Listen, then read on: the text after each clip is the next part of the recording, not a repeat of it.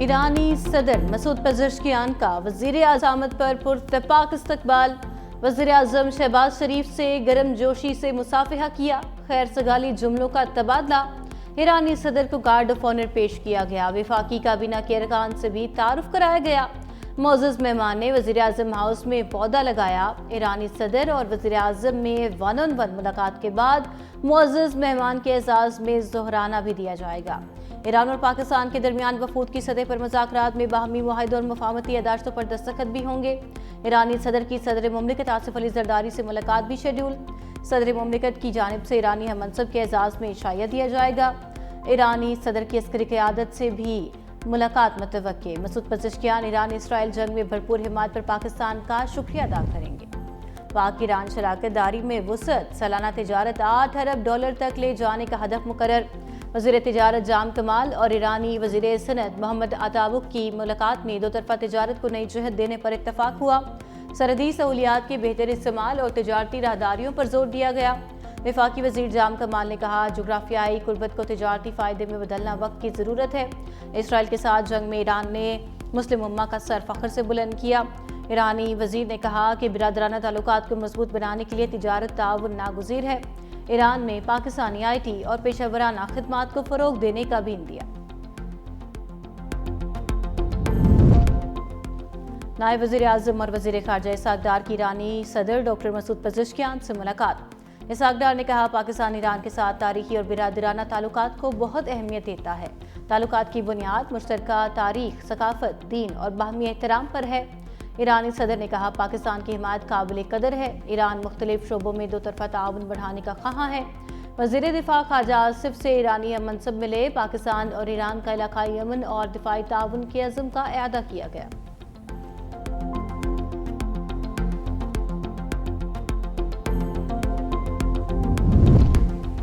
امریکی صدر نے 30ویں مرتبہ پاک بھارت جنگ رکوانے کا ذکر کر دیا۔ ڈونلڈ ٹرمپ نے کہا، امریکہ نے مختلف ممالک کے درمیان جنگ رکوائی، ہم نے پاکستان اور بھارت کے درمیان بھی جنگ رکوائی، جنگ روکنے کے لیے تجارت کی پیشکش کی۔ حالیہ دنوں میں کمبوڈیا اور تھائی لینڈ میں جنگ رکوائی، اوسطاً ہر مہینے ایک جنگ رکوا رہا ہوں۔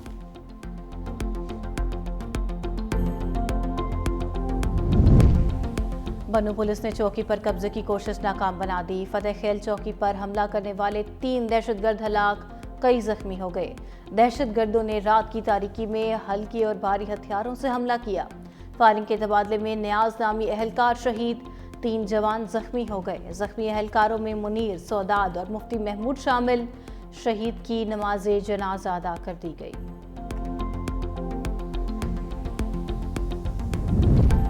بھارتی رافیل گرنے کی کہانی روئٹرز کی زبانی۔ برطانوی ایجنسی نے فضائی جھڑپ کی تفصیلی رپورٹ جاری کر دی۔ لکھا، پاک فضائیہ نے رافیل طیارے کو 200 کلومیٹر دور سے نشانہ بنایا۔ PL-15 میزائل سے متعلق بھاری انٹیلیجنس ناکام رہی۔ بھارت نے پاکستان پر حملے کے لیے 70 طیارے روانہ کیے۔ فضائی لڑائی میں دونوں جانب سے 110 طیاروں نے حصہ لیا۔ پاکستانی طیارے اپنے ریڈار آف کر کے بھارتی سرحد کے قریب پرواز کر رہے تھے۔ ریڈار آف ہونے سے طیارے بھارتی ریڈار پر نظر نہیں آ رہے تھے۔ پاکستانی ایئر فورس نے ملٹی ڈومین آپریشن کے ذریعے چین ترتیب دی، ایئر لینڈ اور سپیس سینسرز کو ایک دوسرے سے منسلک کیا۔ 7 مئی کی رات پاکستان ایئر فورس کے ریڈار پر بھارتی طیارے نمودار ہوئے۔ پاکستان کے ایئر چیف کئی دنوں سے کنٹرول روم میں ہی تھے۔ ریڈار سگنل ملتے ہی پاکستانی ایئر چیف نے J-10C روانہ کرنے کا حکم دیا۔ رافیل کو نشانہ بنانے کی خصوصی احکامات جاری کیے گئے۔ J-10C نے مغرب کو حیران کیا، J-20 اسٹیلتھ نے پریشان کر دیا۔ چینی طیارے نے امریکہ، جاپان اور یورپ کے ریڈار سسٹمز کو مات دے دی۔ طیارہ آبنائے سوشیما کی فضاؤں سے پرواز کرتا ہوا تائیوان کے اوپر سے چکر لگا کر واپس آ گیا۔ کسی کو پتہ ہی نہ چلا۔ چینی طیارے کی پرواز ایسے علاقے میں ہوئی جہاں کئی یورپی ممالک کے ریڈار سسٹم کا گہرا جال بچھا ہوا ہے۔ دفاعی ماہرین کا کہنا ہے کہ اگر چین کا دعویٰ درست ہے تو یہ مغربی دفاعی نظام کی بہت بڑی ناکامی ہے۔ سندھ حکومت کا آن گرڈ صارفین کو مفت سولر سسٹم دینے کا فیصلہ، درخواستیں طلب کر لیں۔ 100 یونٹ تک بجلی استعمال کرنے والے صارفین کو سولر ہوم سسٹم دیے جائیں گے۔ پہلے مرحلے میں 1,30,000 آن گرڈ صارفین مستفید ہوں گے۔ سولر ہوم سسٹم میں سولر پلیٹ، بیٹری، پنکھا اور لائٹ شامل ہیں۔ سندھ حکومت آف گریڈ ایریاز میں صارفین کو الگ اسکیم کے تحت بھی سولر ہوم سسٹم دے رہی ہے۔ BISP کے سکور کارڈ پر غریب ترین خاندانوں کو بھی الگ سے سولر سسٹم دیے جا رہے ہیں۔ سندھ میں ٹریفک نظام کی جدید ٹیکنالوجی سے مانیٹرنگ ہوگی۔ ٹریفک نگرانی کے لیے ANPR اوور سپیڈ کیمرے سسٹم کا حصہ خودکار نظام سے ٹریفک کی خلاف ورزیوں کی ریکارڈنگ اور تصدیق ہوگی۔ جرمانوں کا عمل بھی خودکار ہوگا۔ ہیوی ٹریفک کے لیے 1 سالہ LTV لائسنس لازمی ہوگا۔ ڈرائیونگ لائسنس کے اجراء کے لیے مستند ڈرائیونگ اسکول سے کورس لازم قرار۔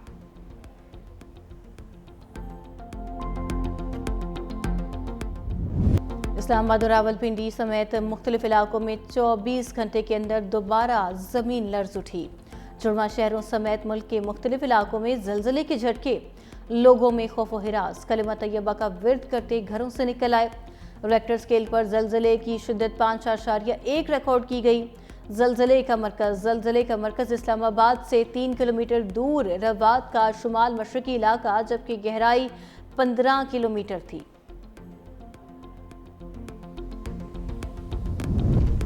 لاہور کے مختلف علاقوں میں بوندا باندی، بادل بھی موجود۔ سرگودا کے علاقے کوٹ مومن اور گرد و نواح میں بارش، گرمی کی شدت میں کمی۔ جہلم کے قریب دینا میں بارش کا سلسلہ رات سے جاری۔ منگلا روڈ پر پانی جمع ہونے سے ٹریفک میں خلل۔ محکمہ موسمیات کی کل سے بارشوں کے نئے سلسلے کی پیش گوئی۔ خیبر پختونخوا، کشمیر اور گلگت بلتستان میں بارش متوقع۔ 7 اگست تک مری گلیاز، راولپنڈی، چکوال، اٹک، جہلم، گجرات، سیالکوٹ اور لاہور میں بھی بادل برسیں گے۔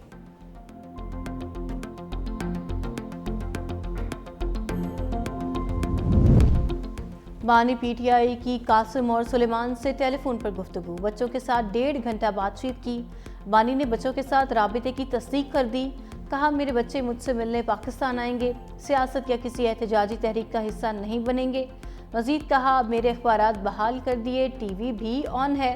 توشہ خانہ 2 کیس میں گواہ اسسٹنٹ ڈائریکٹر نیب آفتاب احمد کا بیان قلم بند۔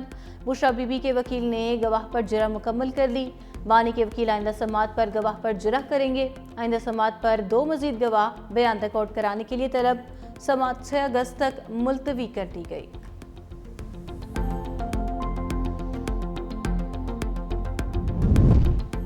بانی تحریک انصاف کا 5 کے بعد 14 اگست کو بھی تحریک کا اعلان۔ علیمہ خان کہتی ہیں بانی نے پیغام بھیجا، ادارے کام کریں گے تو ملک آزاد ہوگا۔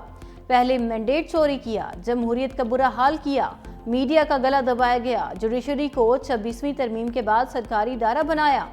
مزید کہا بانی PTI کے بچوں کے پاس نائکوپ ہے لیکن گم ہو گیا۔ قاسم اور سلیمان نے نائکوپ اور ویزے کے لیے درخواست دی ہے، ہمیں گرفتار کرنا ہے تو کر لیں، تحریک کا حصہ ضرور بنیں گے۔ دوسرے T20 میں ویسٹ انڈیز نے پاکستان کو شکست دے دی۔ سنسنی خیز میچ کا فیصلہ آخری گیند پر ہوا۔ سیریز 1-1 سے برابر ہو گئی۔ قومی ٹیم نے پہلے کھیلتے ہوئے 9 وکٹ پر 133 رنز بنائے۔ حسن نواز 40، سلمان علی آغا 38 اور فخر زمان 20 رنز بنا کر نمایاں رہے۔ جیسن ہولڈر نے 4 وکٹیں لی۔ ویسٹ انڈیز نے 134 رنز کا ہدف آخری گیند پر حاصل کیا۔ جیسن ہولڈر نے چوکا لگا کر اپنی ٹیم کو فتح دلائی۔ 3 میچز کی سیریز کا فیصلہ کن میچ کل کھیلا جائے گا۔ World championship of legends کا ٹائٹل جنوبی افریقہ نے جیت لیا۔ پاکستان کو فائنل میں 9 وکٹوں سے شکست دے دی۔ پاکستان لیجنڈز کا جنوبی افریقہ کو 196 رنز کا ہدف، شرجیل خان کے دھواں دار 76 رنز۔ جنوبی افریقہ نے ہدف 17ویں اوور میں حاصل کر لیا۔ AB ڈی ویلیئرز کے شاندار 120 رنز ناٹ آؤٹ رہے۔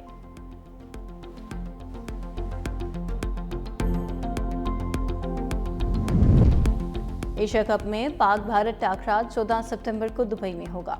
صدر ایشین کرکٹ کونسل کا ایشیا کپ کے وینیوز اور میچز کا شیڈول کا اعلان۔ میچز ابو ظہبی اور دبئی میں کھیلے جائیں گے۔ افتتاحی میچ 9 ستمبر کو کھیلا جائے گا۔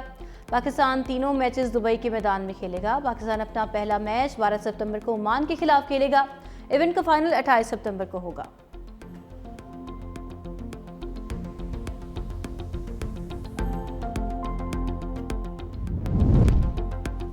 لاہور میں خاوند کے سامنے بیوی سے اجتماعی زیادتی کا تیسرا ملزم بھی انجام کو پہنچ گیا۔ CCD ماڈل ٹاؤن نے گرفتاری کے لیے چھاپہ مارا تو ملزمان نے فائرنگ کر دی۔ انسپیکٹر شاہد اور اہلکار بلٹ پروف جیکٹ اور ہیلمٹ کی وجہ سے محفوظ رہے۔ فائرنگ کے تبادلے میں مرکزی ملزم زاہد ہلاک، 2 ملزم اویس اور ارشاد پہلے ہی مقابلے میں مارے جا چکے، چوتھے کی تلاش جاری۔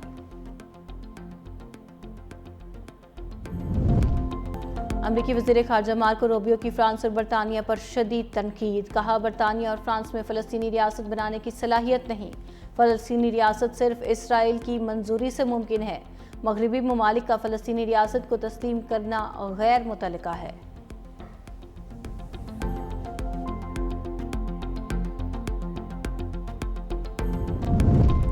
روس اور یوکرین جنگ میں شدت، دونوں ممالک کے ایک دوسرے پر حملے، روس کے مختلف علاقوں پر یوکرین کے ڈرون حملوں میں 3 افراد ہلاک، 2 زخمی ہو گئے۔ روسی وزارت دفاع کا کہنا ہے 7 اضلاع پر ڈرون حملے ناکام بناتے ہوئے 338 ڈرون مار گرائے گئے۔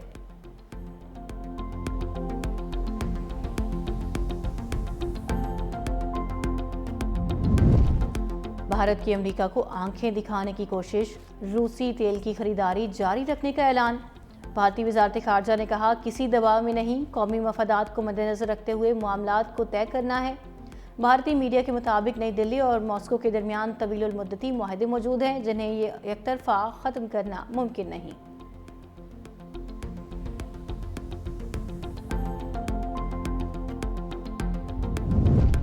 کمبوڈیا کا بھی امریکی صدر ٹرمپ کو نوبیل انعام کے لیے نامزد کرنے کا اعلان۔ نائب وزیر اعظم نے تھائی لینڈ کے ساتھ جنگ بندی میں کردار ادا کرنے پر شکریہ ادا کیا، کہا صدر ٹرمپ امن کے لیے خدمات پر نوبیل انعام کے مستحق ہیں۔